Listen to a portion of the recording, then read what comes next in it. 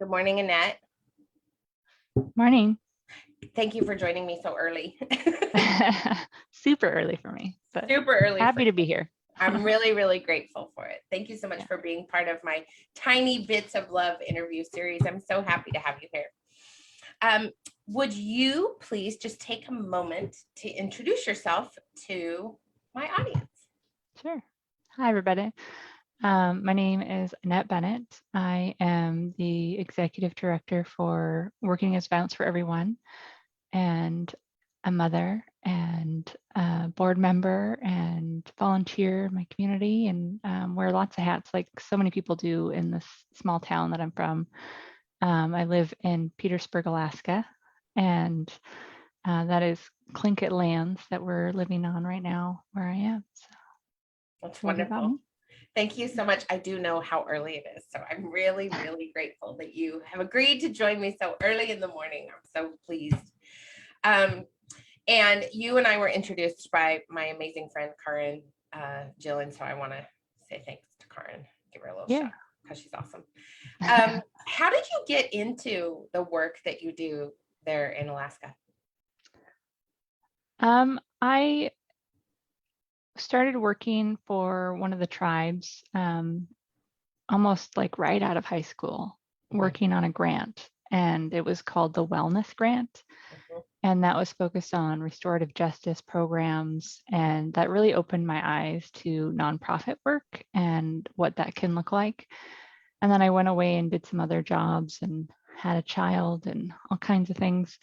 Um, and then when I came back to Petersburg, I realized like I want to get back into this work. And this job came open, and I thought it's a huge pay cut, but I really want to do this work.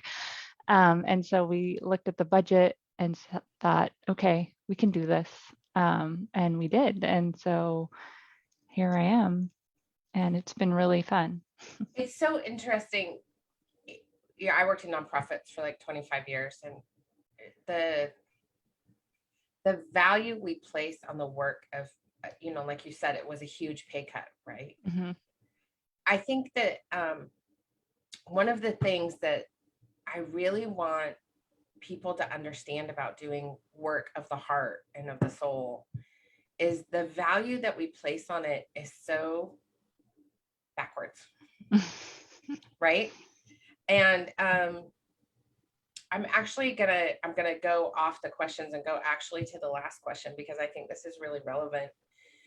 One of the reasons this whole series came about is because I was talking with Karin and a couple of other people about how we dehumanize others to justify Mhm. how we treat them. So I've seen it in my homeless advocacy work a ton, where we dehumanize the homeless to the point of invisibility so we don't have to address the real issues.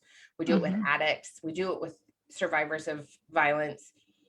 Um, how have you seen the role of dehumanization play in the work of healing with the people that you work with? Um, so I think that, it's in order for people to sleep at night, probably you have to kind of dehumanize because, like, right now, today, there are people who are sleeping outside, like quite literally, they don't have any place to use the restroom. They're getting ticketed by police and, kind of shoved away. And that's a human being. Like, that's a Yeah, human person that is being treated like that. And, they may have had a hard life and have built walls up and made it, so that they could survive anything because that's what they needed to do. And I think that is what society has to do to live with themselves at some point. And, in Humanity in Progress, that's one of our goals, is to educate the community about, that there are people in Petersburg, the small little island town, who don't have a place to stay. yeah, And, that includes children who don't, that are sleeping in cars. yeah, And, that's hard. yeah. When I used to do my homeless advocacy work in Utah, one of the things I would remind policymakers and elected officials is how cold it gets outside. I mean, you're Mhm. in Petersburg, Alaska, like the elements in and of themselves cause so many problems for people when we don't have housing. Mhm. And I just think it's I just really want to encourage people to start thinking about what it really means for people to be homeless Mhm. and sleeping in the elements because it's cold. Yeah. Yeah. Mhm. And there's a lot of small things that, you just take advantage or forget that this is your privilege to have, and the ability to buy menstrual products. And, like, Mhm. periods are going to happen whether you have a place to deal with it or not. And so that is a huge thing for someone to have to deal with when, you're scraping by on the pennies and figuring out, okay, I can buy this box of, you know, mac and cheese Yep. and like eat it raw, but it will be in my stomach. Yeah. Or I can buy something to like help keep me clean. Yeah. Yeah. And I think that so often that when that discomfort, I've been talking a lot about discomfort lately with people, like this idea that we don't want to make people uncomfortable with the words that we use or the things that we say, especially when um, it is to shine light on injustice. People really don't like Mhm. to feel uncomfortable. They want to feel comfortable about the injustice. Does that make sense? Mhm. Yeah, like our in this nonprofit world, trying to get funding for things, you have to dance the line of, educating people about the actual issues that are happening, but also, you can't go too far and like say, people have to go to the bathroom outside, you know? Yeah. And so like, where do you balance that and figure it out? It's hard. And there's the nonprofit AF website. I don't know if you've ever been to that, but they have some amazing videos just about being realistic with funders and, the things that those all standard questions of like, how will this $5,000 grant impact and change for the rest of the world? And it's like, it's $5,000. We're going to do the project and, you know, Right. find another way to fund something. I love that you brought that up because one of the things I used to say when I used to teach MSW students is I would be like, wouldn't it be great if you started to actually write grants for the things that people really need instead of what the funders think people need? Mm-hmm. And I think that goes to this idea of engaging with love and holding space for disruption. Um, how do you think people can be changed, especially in the work that you do, by engaging in love and compassion and speaking from those spaces first instead of assuming what people need? Yeah, I think just learning to listen would be so huge. To really just think, like maybe I don't know what's best for this person, and that's okay, and I can still help them. I think there's a lot of people who really want to help and be caring, but maybe that's not what those people who they're trying to help need at that moment. And one of the things, I went to a training once with Praxis International, and they talked about how they were doing social justice advocacy. And in this village, they're like, so many people are being, murdered, and women and children are being abused. And how can we help you? We need to bring in all these things. And, they did a survey and they're like, we want streetlights. Yeah. And they're like, oh, okay, let's put in streetlights. I guess that's what you want. We're putting them in.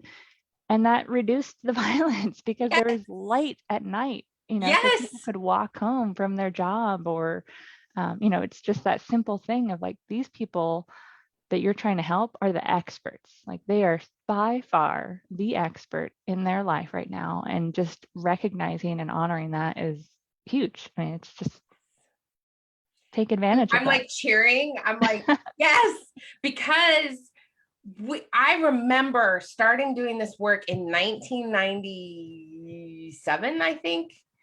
Yeah. We were talking about street lights then, right? It's so simple.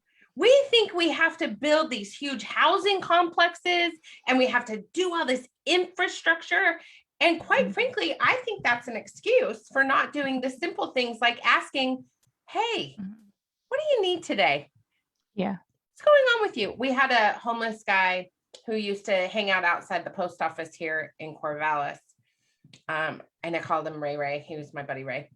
And I would sit down and chat with him all the time. And I was like, Ray, what do you need, buddy? And he's like, hot lasagna. I'm like, okay, I'll go get you hot lasagna. Like it's, and then of course he didn't believe I was getting it. And so I had to drive around town until I found him with this hot lasagna I got from Spaghetti Factory, right? But like, it's the simplest question. Yeah. What do you need today? Uh-huh. How can I help you? Or even just a hello. Or hey, how's it going? Yes. Mm-hmm. That completely shifts the way we see people and hear people, I think.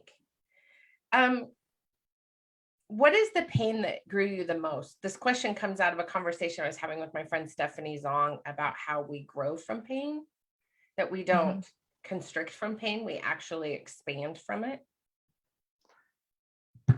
Yeah, I have been thinking about this a bit. I think there has been a lot of things that have impacted my life. And, my mom passed away when I was pretty young. And I remember just before that, there was some alcoholism in my home. And at school, I was failing. I was not doing well. And I had a teacher tell me, it's obvious that no one cares about your work. And I remember just like bawling tears. And I think I was like a freshman in high school. And I was just so upset. And that just got to me. But in that moment, I also decided that I was going to prove this person wrong. Yeah. And later that year, my mom had passed away. But I think that also comes back to what we were talking about, is that teacher just seen another kid failing algebra. Yeah. And, this kid just obviously doesn't care about this work. And, how do I get through to them? And, but the other side of that and perspective was that, I'm just a kid trying to make it through things. And yeah, algebra isn't important to me right now. What is important is surviving, and that's where I was. And so I think, that moment definitely impacted me quite a bit, in that I was determined to care for myself after that, partly out of need, necessity, but that I needed to make sure that I had food and I could get a job and I could do all these things to care for myself. And now as an adult, I'm now learning to allow other people to care for me, which is hard after so many years of, being extremely independent. And, so it's been a learning process, but I think that is probably what impacted me the most. It's incredible. I think the minute we get that message to start caring for ourselves, like it's such a horrible thing for that teacher to say, but it was that moment that you were like, oh, I think I care. Mm-hmm. I love that you just used the word independent. I was thinking about it this morning, like this, I kept having these words like independent come into my head, like Little Miss Independent. And, we talk about, particularly in feminist spaces, about strong, independent women, right? Let us raise them, let us be them, like that whole thing. But I think what we're craving is not independence. It is connection and community and gathering around that idea. But we think we have to become independent as women who go through a lot of trauma when we're younger, especially. We force this on people almost. And I'm wondering what it would happen if we actually listened to the calling of community and connection.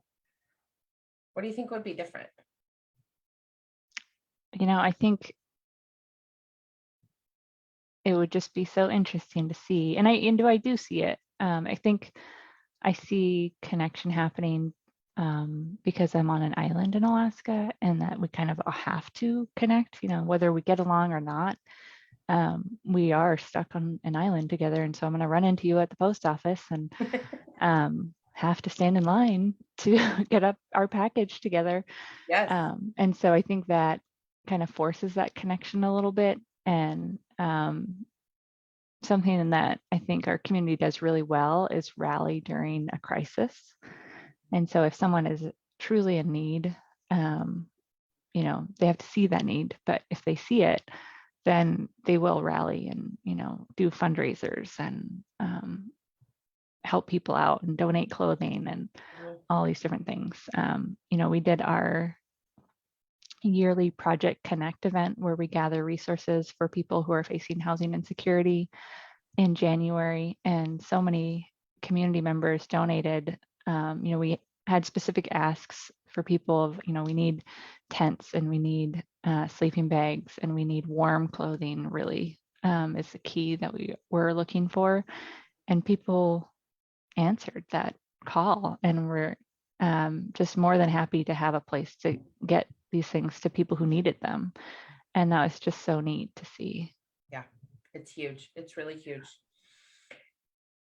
So one of the questions that I've been thinking a lot about, I was preaching in church a couple weeks ago, and I had this moment because of the part of the liturgy that I was actually teaching on was about Jesus turning water into wine, which I'm like, hello, alchemy and magic. Like that's like witchcraft 101, people.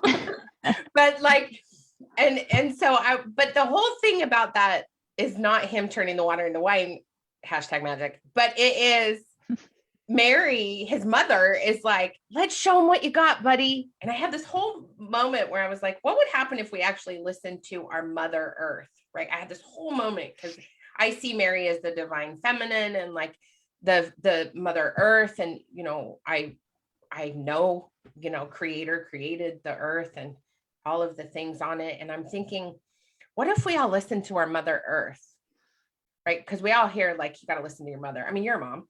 I'm a mom. Like, we listen to your mother. What would happen? And she was trying to support him, like, hey, show him what you're made of, buddy. But what would happen, do you think, if we listen to our Mother Earth more? Yeah, I think it'd be very healing. I think it'd be so healing. I've been thinking about, one of my former coworkers talked to me about this thing called forest bathing. I don't know if you've ever heard of that. I know all about forest bathing. Okay. I call it hiking, but anyway. Yeah. And, we were doing this program called Wellness Practice for WAVE. And, each month we'd pick a different theme, and one was yoga. And then one month we did this forest bathing. And that term comes from Japan in the 80s. And they were like really into technology at the time and realizing this is impacting our people. And what do we do about that? And what if we let them connect to the earth a little bit and just go out in nature? What does that change anything? Does it help? And turns out it does. And, it lowers your blood pressure and it lowers your cortisol. And, there's been some studies now and shown that there's some research behind it all. And it's just really, I think, so important to take that time to connect. And, we were talking earlier about listening to what people need. And, if we listen to what our planet is asking of us, I think we would be able to make such an impact and change. When the pandemic hit, we definitely seen some changes, people working from home, and good and bad, of people who liked that a lot, maybe too much. And then some people who really realize they need to have that connection in the office and, that social space. And it's just been really an interesting couple years, for sure.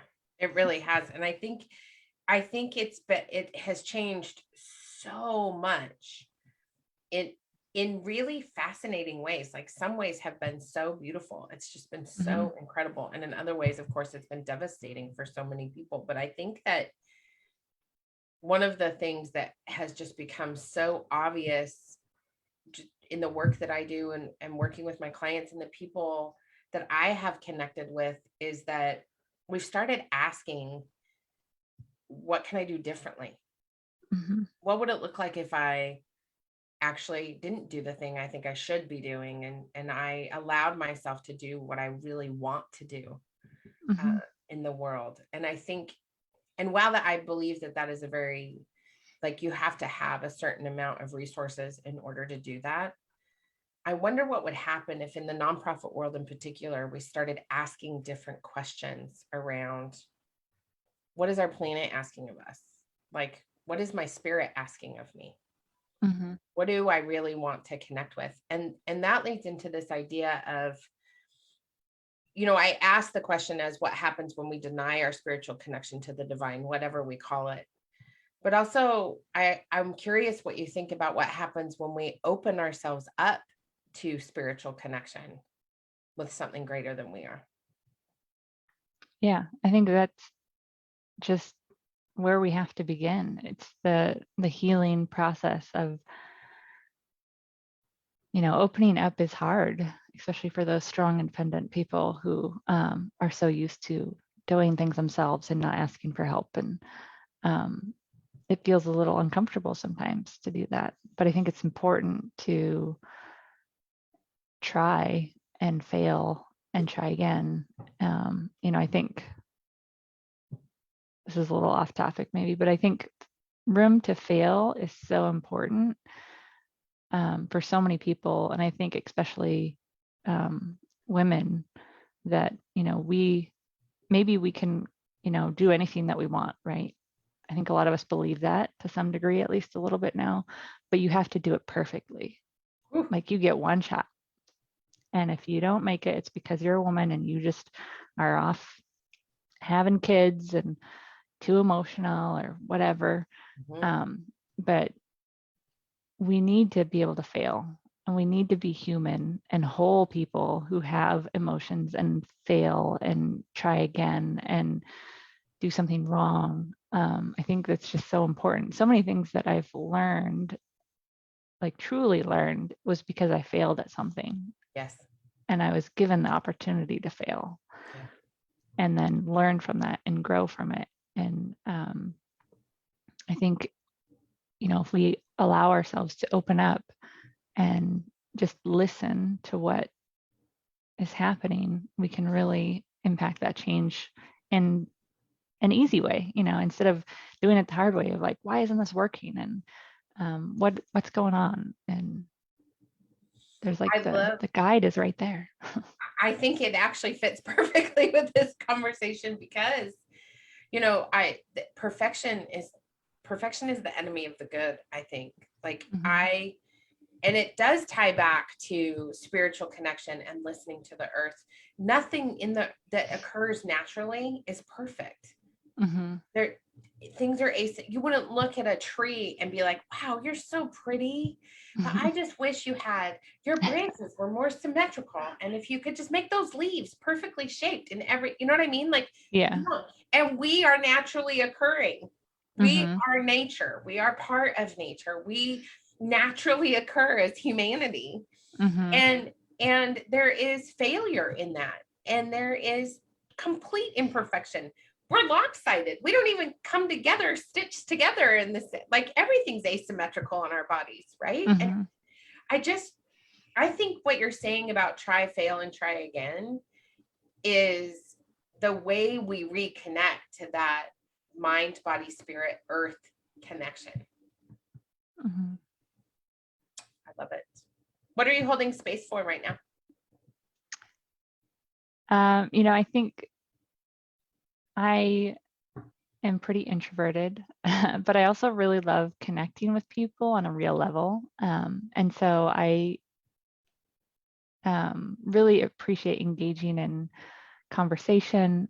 We recently, it was on the 8th is International Women's Day, and we hosted a call-in show on our local radio station to allow people to call in and just recognize women that were important in their life. And that conversation was just so amazing to be a part of. And also, balancing that with my introvertedness, I, hold space for myself, and that I need time to rest and recover from those moments, and that's okay. And I think I learned that a lot in the pandemic because all those things were shut down. And so this is like my introverted best life I'm living right now. With the exception of, my partner is actually an extrovert. And so I was in my best life, but with an extrovert who really wanted to be out in the community. So it was a balance.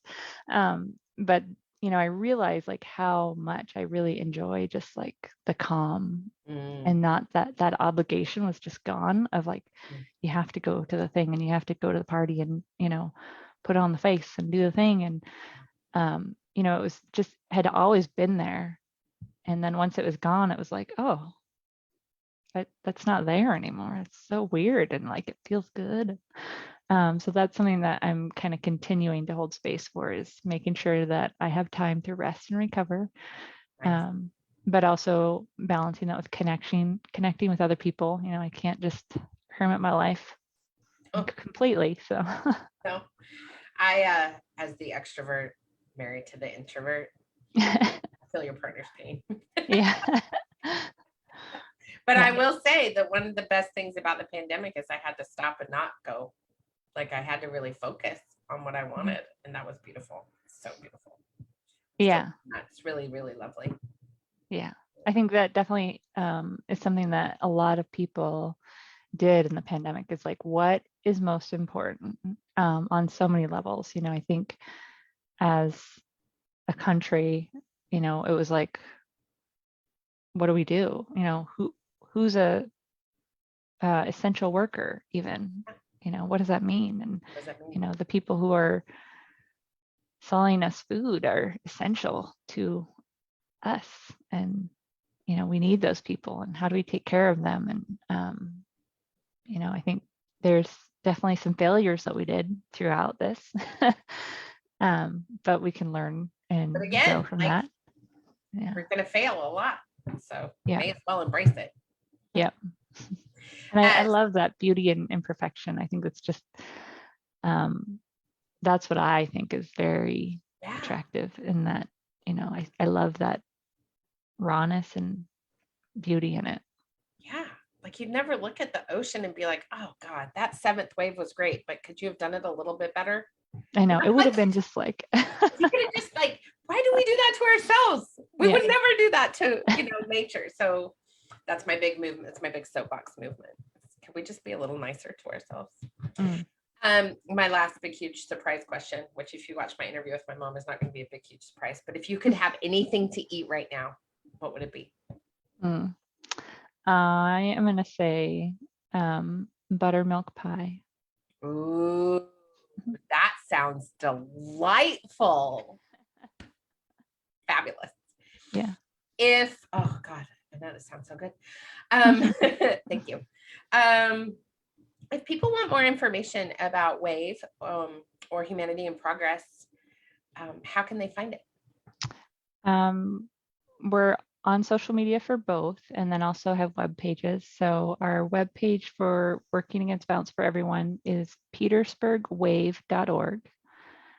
And then our web page for Humanity in Progress is psghumanity.org. And our web page or our Facebook pages and social media are all just WAVE and Humanity in Progress. Great. I'll make sure to connect those in the show notes too, so that everyone can find them. Cool. Annette, thank you for getting up so ungodly early to talk to me today. I really appreciate having you. Yeah, thanks for inviting me.